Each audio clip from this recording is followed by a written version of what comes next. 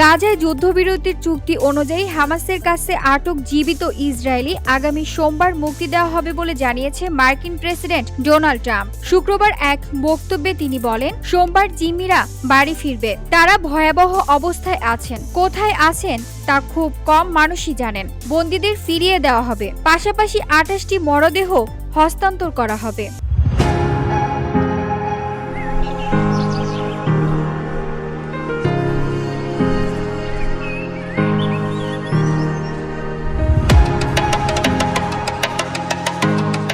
Trump আরও জানান, তিনি ইসরায়েল সফর করবেন এবং নেসেটে বক্তব্য দেবেন। এরপর তিনিও মিশরেও যাবেন, সেখানে চুক্তি স্বাক্ষর হবে। এই অনুষ্ঠানে বিশ্বের বিভিন্ন দেশের নেতারাও যোগ দেবেন।